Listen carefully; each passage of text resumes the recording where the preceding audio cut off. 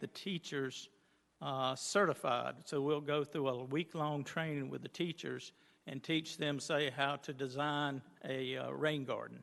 And then after that week's course, they will be certified to turn around and teach the students the same course. And then, the students will take a 4-week tour during the summer, usually, because they can't do it during the school year. But of course, they will actually take a pre-test where we test them to see what their environmental literacy is presently. And then, from there, like if we're going to put in a rain garden, which most of them are rain gardens because we find that a lot of the residents want rain gardens the most. But from there, they'll go and see, well, is the site, will it perk? In other words, will the water infiltrate into the ground so that the plants will take up the nutrients? And so we go and we teach them about all that at the actual site. And then we'll have a couple of days where we actually work with the students to design it. You have to calculate the square footage of impervious surface on the roof, what's draining into the rain garden. And once the students get a hold of that, we'll actually let them design the actual project they're going to install.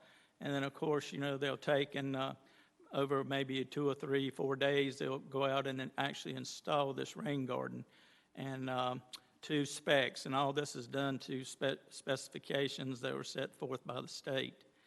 And then once all that's completed, the teachers will actually give them a post-test, and that's where you can actually gauge what they actually learned through the process.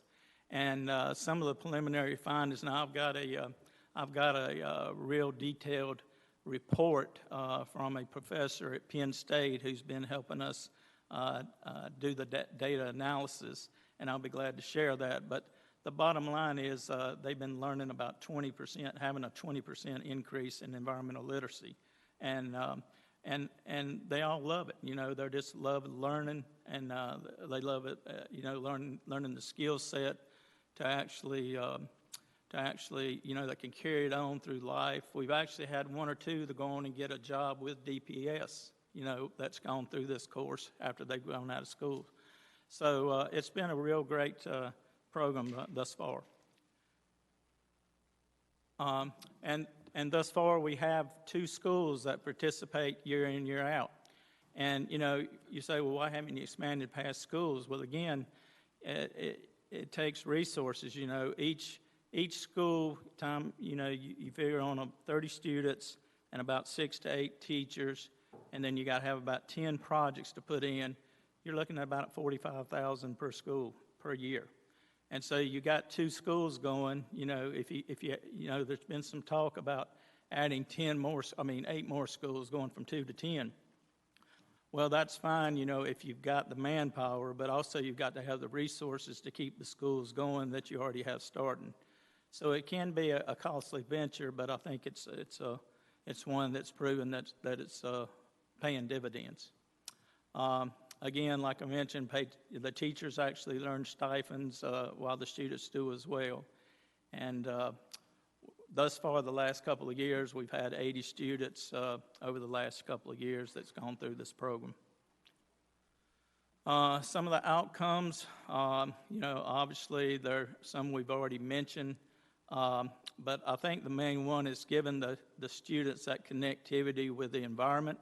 It's showing them that you can learn at any age, and you can make money in the process. And I think again, it's interesting to hear what some of the kids are going to do with the money. Some of them, they're plugged into their families so much that they turn some of it over to their parents.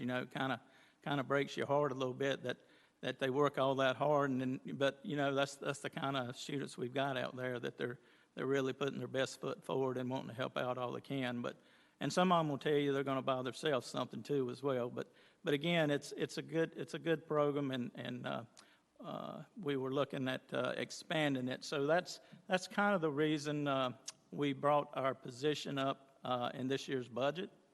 After talking with Dr. Pack and telling her, some of the community would like for us to go to 10 schools, and she said, there's no way because she's recruiting the teachers and the students, so she's got a good pulse on how many she thinks she can actually recruit within this year's period. And she was thinking maybe if we could go to 2 to 4, that would be great. And, you know, while if we go 2 to 4, again, we're back to that initial cost per school.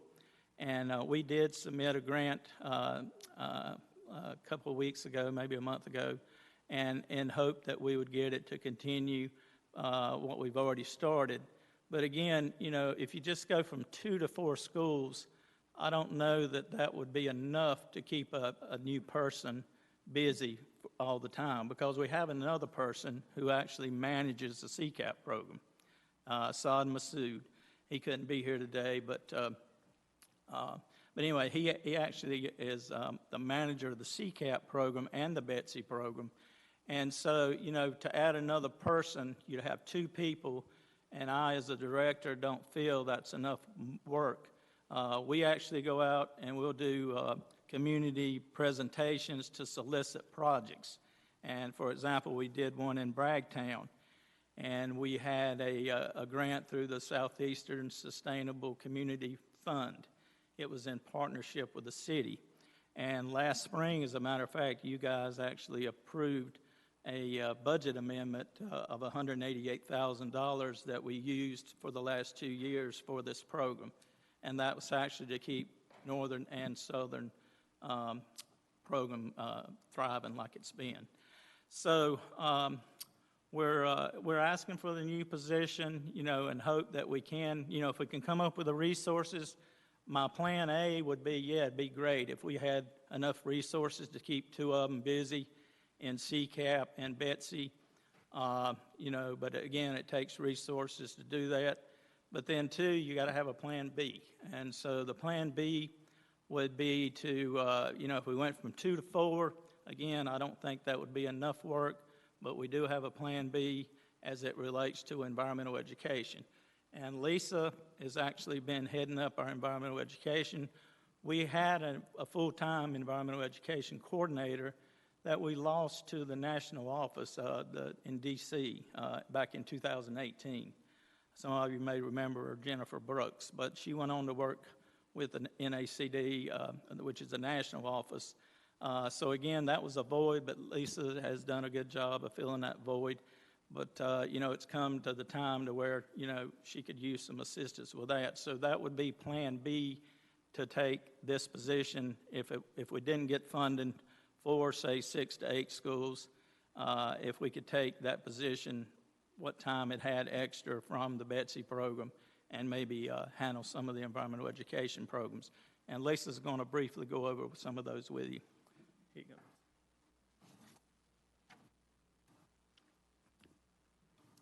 Okay. Let me see if I can get this thing. While she's getting ready, just to clarify, you said that the was it $150 million that you said for 2? It was 188,000. 188,000. Yep, 188,000.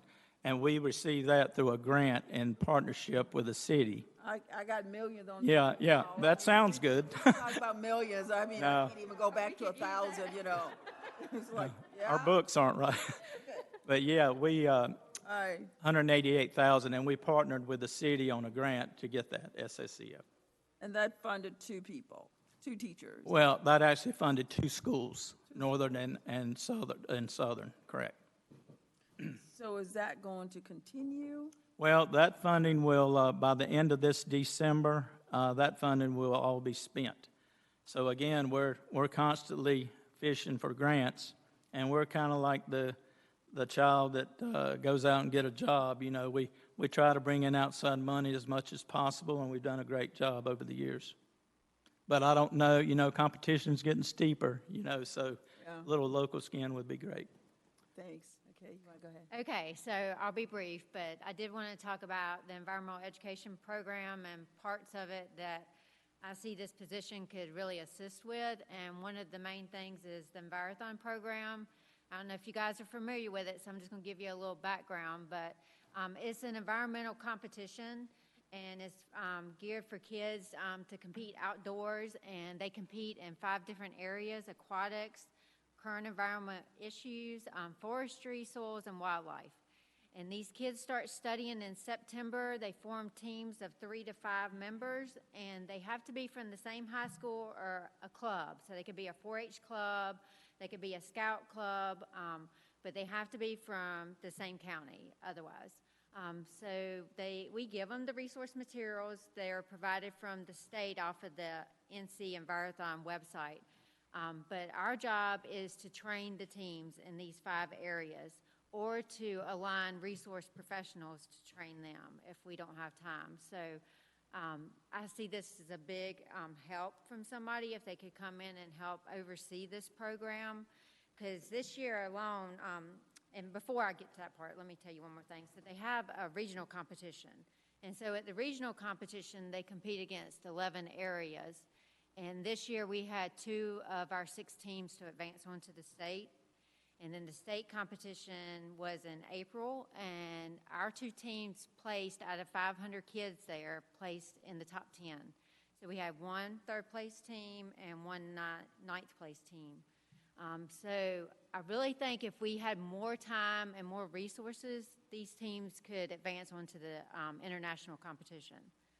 So I'm really passionate about the Envirothon. I think it really shows the kids what natural resources is, and it helps them to understand the environment better.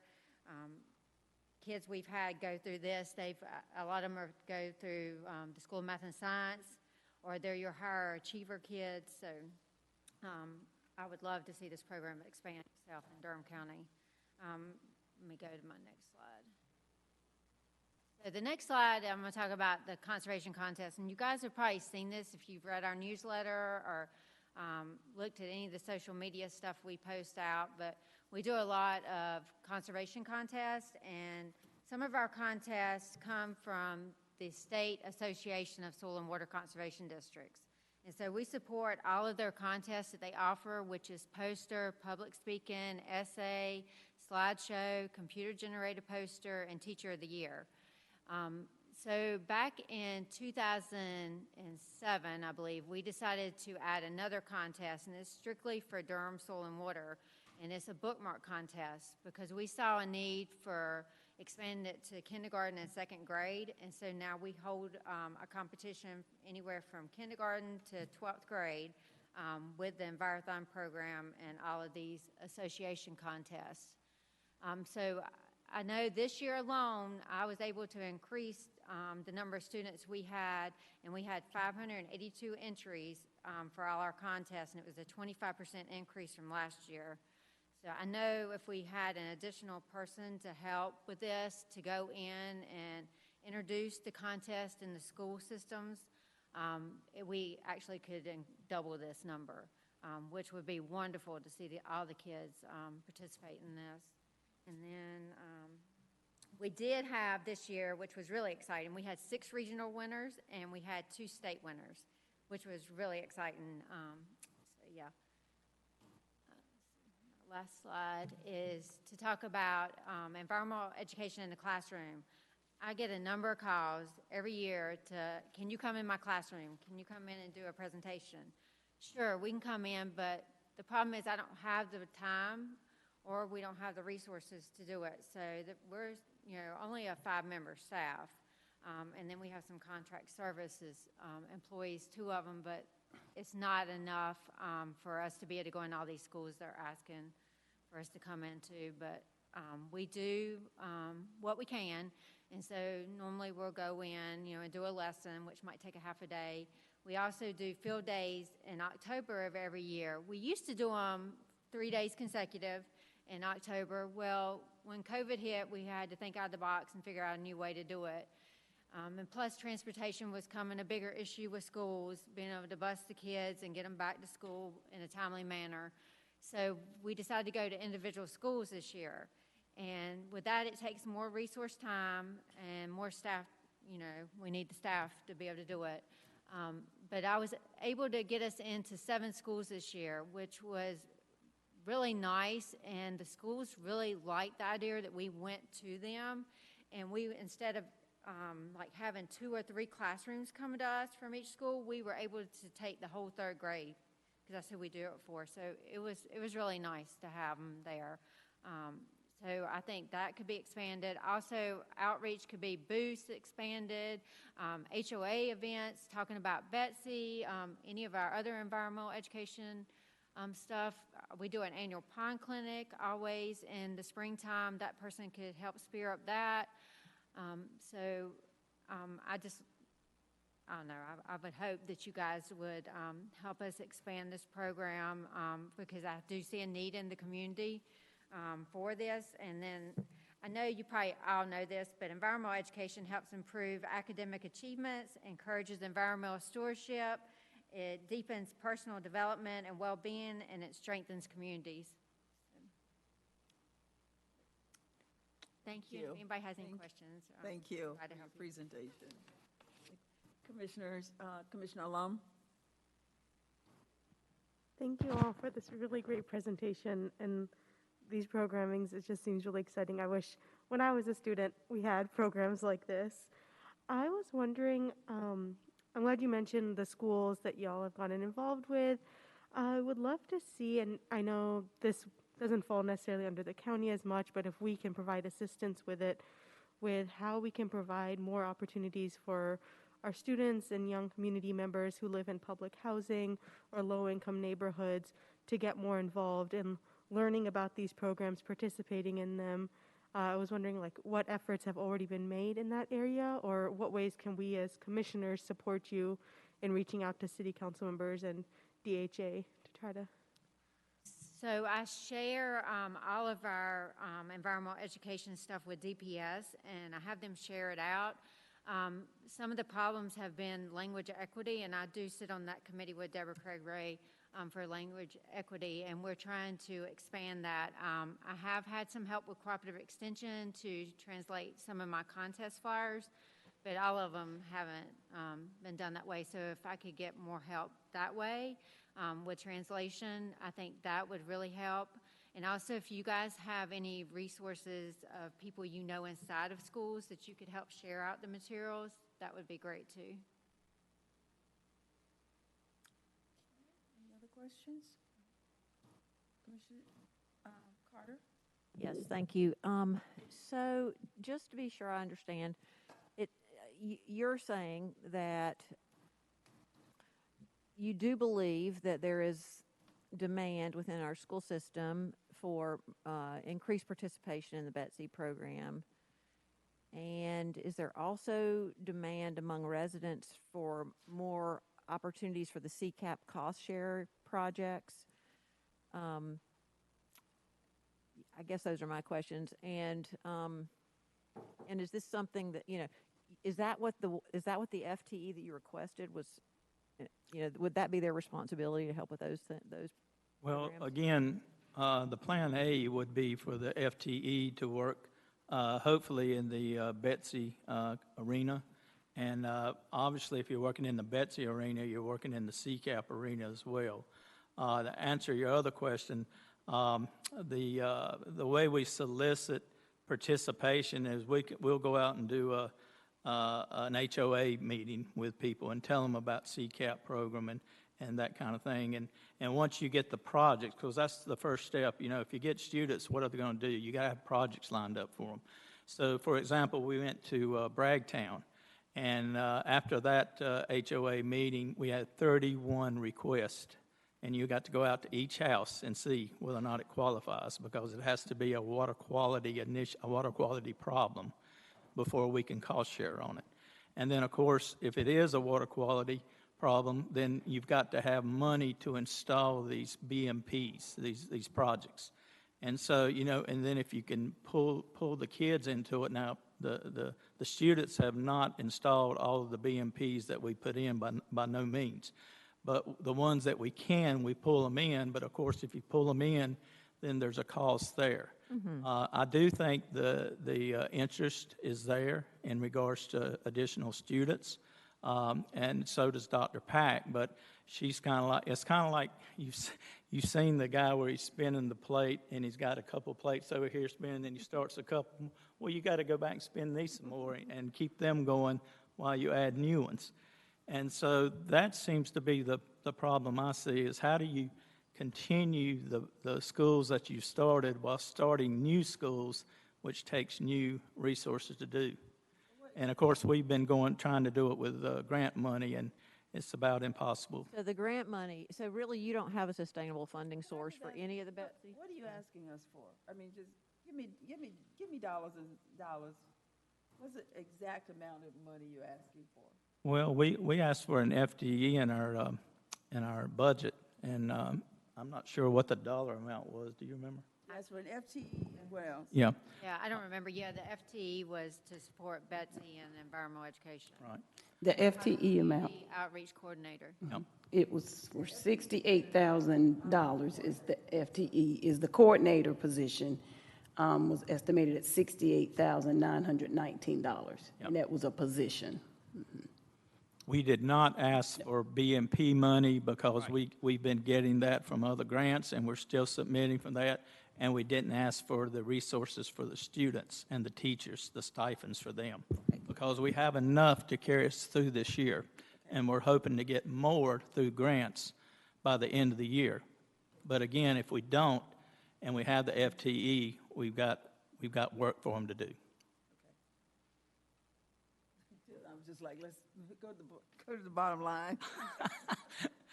Well, and I had asked a fair number of questions about this. Sorry, Commissioner Carter. No, that's okay. I like the bottom line too. I'm with you.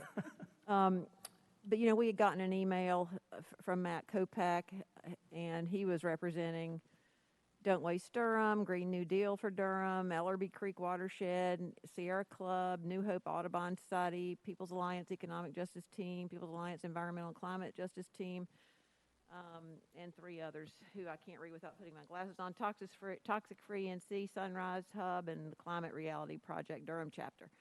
So, requesting that we, as a county, really prioritize green skill development, knowing that there is a demand for that we prioritize, water quality protection and just everything else that these programs are supporting.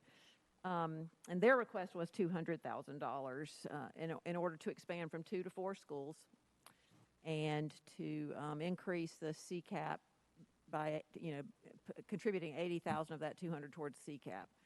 So I was just really trying to gauge, did that request also include what you all are wanting? Is it I was just trying to figure out. But Yeah, how much it aligned with what you all have the capacity to do, with what you want to do, and what the demand is out there. Right.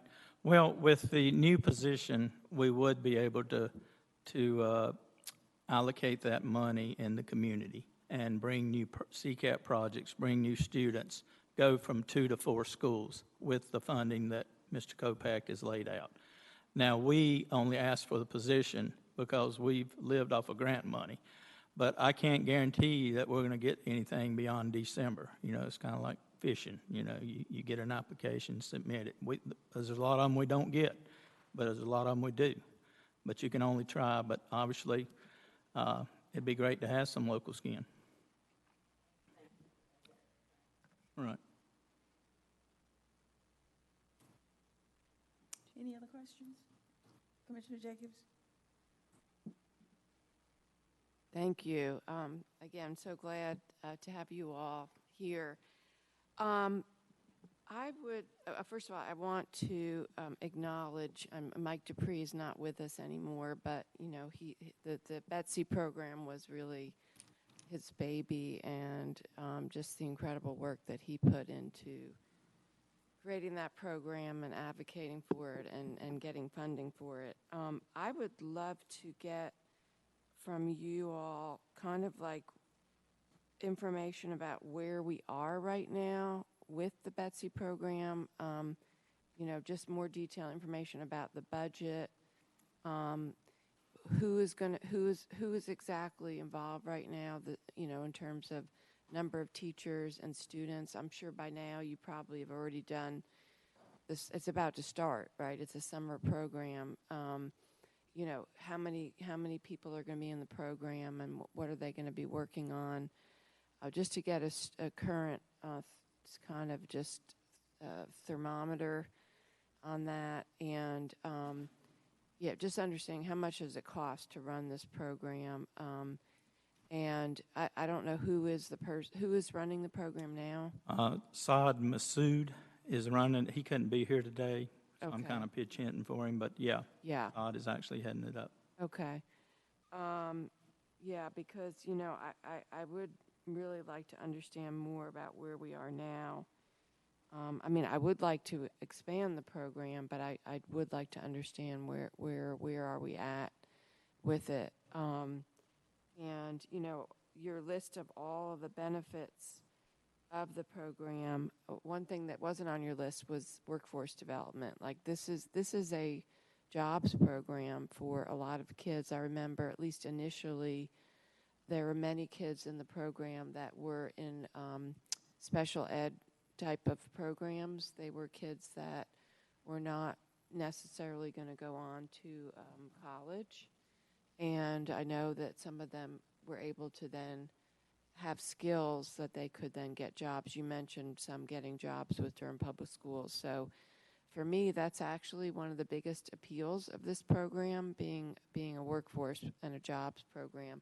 Plus the way it meets, a lot of the projects have been at the schools, because all of our schools, if you've ever been on a school grounds, you always see erosion on the fields, around the parking lots. It's like you always see that happening. And the other big thing is I would, in terms of the CCAP program, I would hope that, if we do expand and invest, and I'm so glad to hear you going out to Bragtown, really focusing on the parts of our community that flood. And we know that this is in some of the, low-income neighborhoods, traditional black neighborhoods, because, historically that's where people, because of redlining and everything, this is where people were having their homes in areas that were in flood zones and things like that. So I think even targeting that, so that we're it's an environmental justice type of kind of thing, really appeals to me. And then related to the environmental program, fantastic what you've been able to do. I was thinking about how we try to monetize the different ways that we support Durham Public Schools in our secondhand value added. I know Keith, just thinking about you, how we try to, when we talk about the other ways that we're supporting Durham Public Schools, I don't know if we account for this program. So I was thinking, like, that's one we need to capture. But I guess one other thought would be, if we did fund a position, whether it could be one position that does the environmental stuff plus slowly expanding the Betsy. So that would be another way to look at that position. But and I agree that, again, targeting those resources to schools and some of our students that don't get to have the experience of being in competitions and all of that kind of thing would be great. So I look forward to, again, getting more kind of data related to these programs. I think would be really helpful. Thank you. Again, great to see you.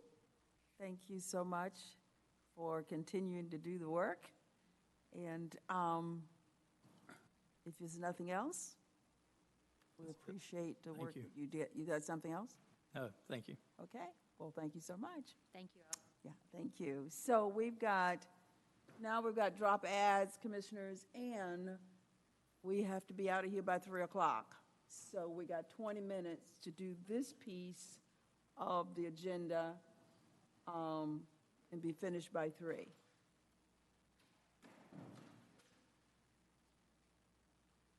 You gotta go? I'm gonna, Commissioner Burns gotta leave, like, right now.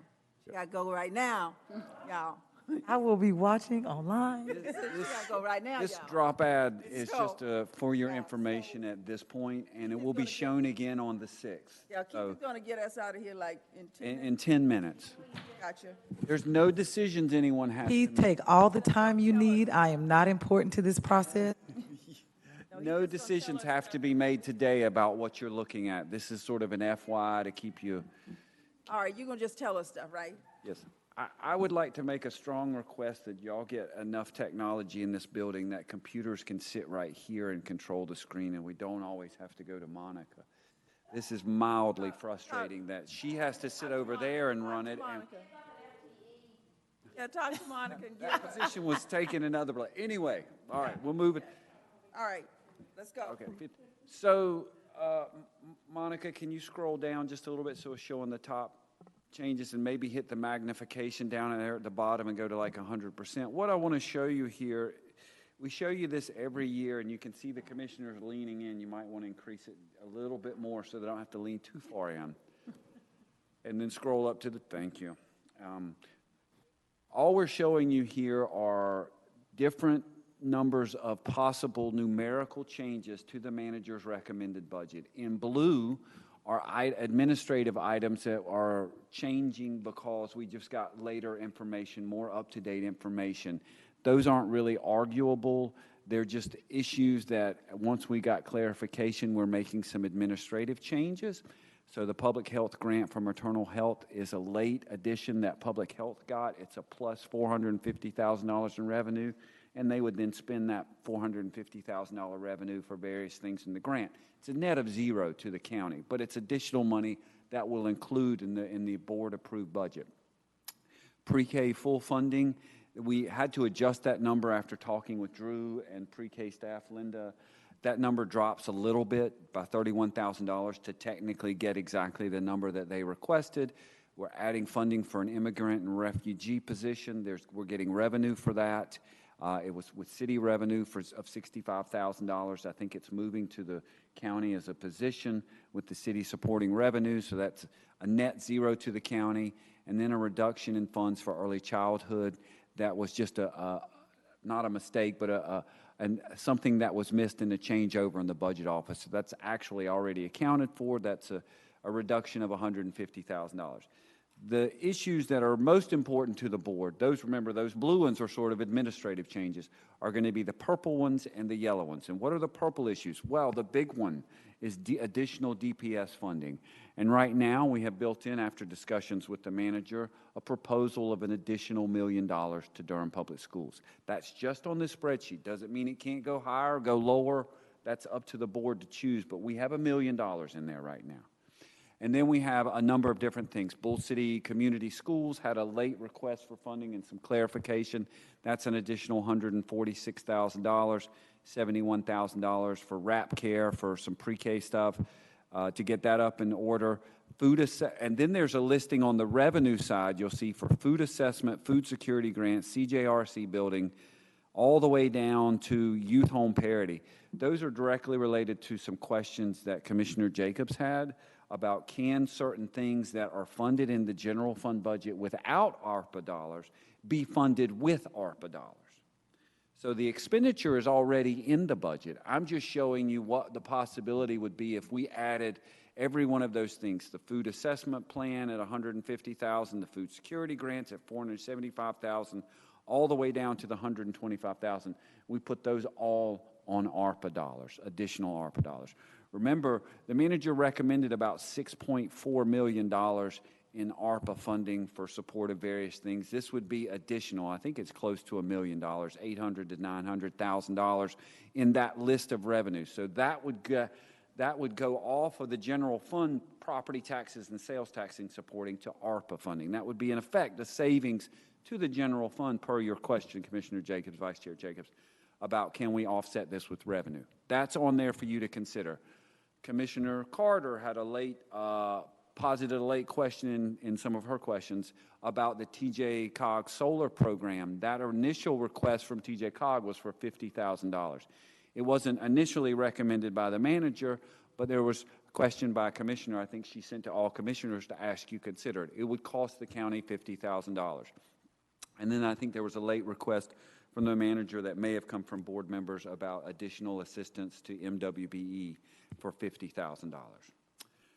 So those are all additions in either in revenue or expenditures. And now, Monica, if you scroll up to the yellow, These are some other things in the yellow that we want to talk about that are late additions and things you may or not have heard about.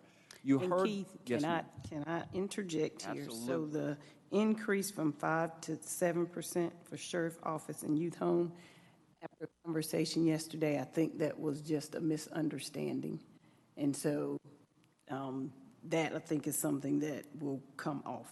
Fantastic. Okay, so that's $625,000 that we can take off of this number. It's currently in there, but we'll stay at the 5% that's already recommended, and we'll take off that $625,000.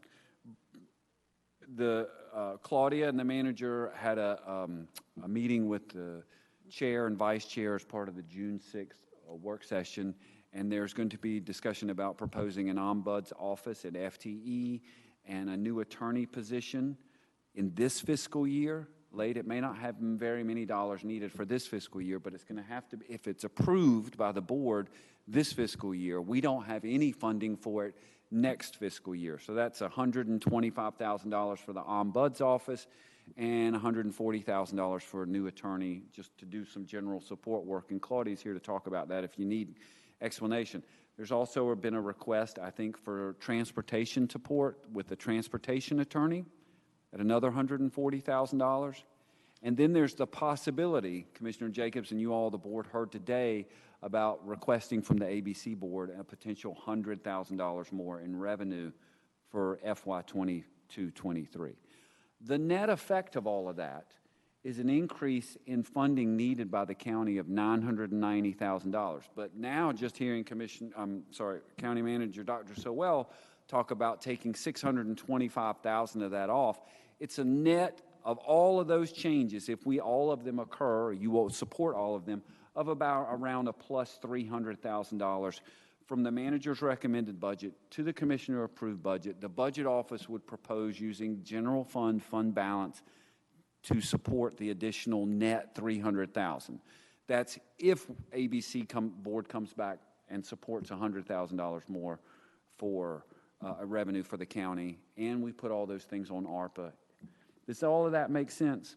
That's where we are. There are no decisions that need to be made. That's what we have numerically that we've heard from the board so far.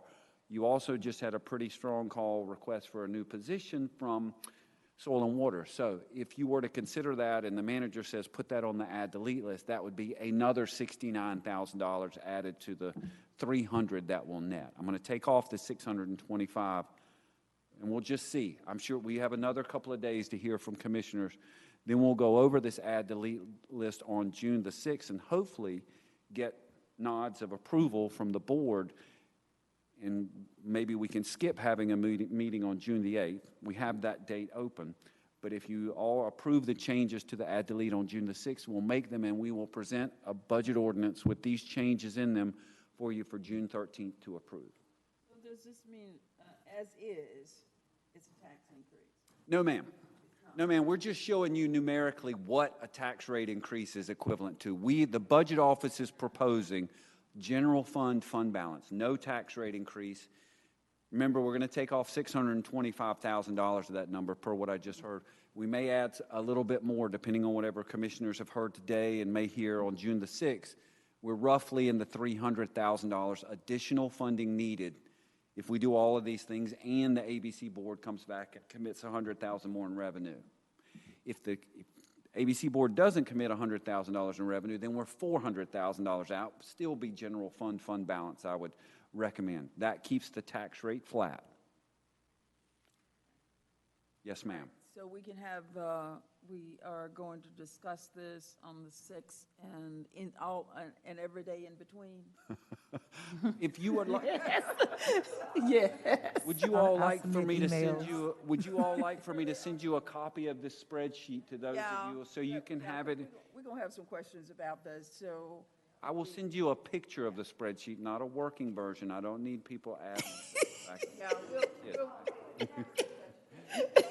I want a copy of a working version. we'll be calling Yeah, a copy Right. of a working We'll be version. calling the manager and try to get this straightened out before the 6th. Yeah. But what we don't get straightened out, we'll get Yeah. it. I would like a working version, Keith, so when they call Yeah, me. I do too. I don't want no PDF. Version of the spreadsheet, or PDF. I'll send both. Yeah. Vice Chair. Okay. So I know Commissioner Burns said she had to leave. I'm stuck here now. Yeah, and so we've got about 10 minutes or so. Is it anything that we can get handled in the next 10 minutes or so? Yeah, real quick, I just want to say, I have concerns about a full-time transportation attorney. I think that we could look at what does that mean. Normally, right now, we're doing interlocal agreement. We're doing a lot of the governance study, so it's a time-limited situation. And that we have a history of hiring attorneys to help with specific needs as consultants, and also the fact that we're already adding a new attorney, and that we could look for somebody who may have expertise in transportation for that position. Well, Commissioner Jacobs, right now with Go Triangle and the stuff that's happening right now, we need our own attorney with the expertise of transportation, because we don't have it on this, in county government, we don't have anybody to advise us. And I think we're getting into a lot of problems because we don't have legal advice. Right, So and we can talk about, we'll talk about this at closed session, of whether or not we want to go. I've talked to the manager about it, and I've talked to you about it, so why don't we hold this conversation for closed session? that's fine. I mean, I support getting legal advice. It's just whether it's through a consultant, because I have in my head what I hear all the time is, there's just the cost of bringing on staff, and what is the most cost-effective way to get the help that we need. That's what I'm aiming for. Can I make one comment? Go about ahead. that? Yeah. Sometimes the challenge for hiring attorneys and other positions of that level is if it's not full-time, you may not get the type of talent that you're looking for. But you can always have a longer-term plan through attrition to reevaluate, do you still need the same level, such as once you get past a hump of a lot of work, and we've done that in other places. But I did want to give that contextual issue, because sometimes we do the contractual approach, but it does present some challenge. Thank you. And the other thing I just want to throw out, we did ask for information about grants, expanding the grants. So I don't know what that's going to mean when they come back. For the farmland grants, we asked them. Well, I had asked, but I have some follow-up emails I'll probably send, because if we could do, the additional 50, if some of it could come off of ARPA as opposed to that's what it was. It was like yes, 75, and it was the 125. And if there's, till 2026 to do it off of ARPA, like I would be open to that. I do have a couple of more questions, but I can hold those until I get my chart that I can play with on my own. I did see the additional $1 million for the schools, and I wanted to know, so is that, because it was a 1.9 request, are they willing to go into their fund balance and meet us the rest of the way? Yes, so that's the conversation. Perfect. Yeah, that's what I was, Being superintendent. I've tried to have that conversation with board members that will actually pick up the phone, because I'm still a citizen too, right? Like, I'm a resident too, not just a county commissioner. So some of them were open to that idea. I'm happy Now, that staff. I haven't spoken to board members. No, no, I'm saying, but staff, right? It takes all of us, right? It takes everybody. So I know that staff have been working on that. I know that some of the folks up here have been working on that. So I just want to make sure that they have. So that's good to know. Okay, we're looking forward to getting your pretty chart with all this information in it, and we'll tear it up and send it back to you. All right, anything else we need to handle? If not, we can adjourn.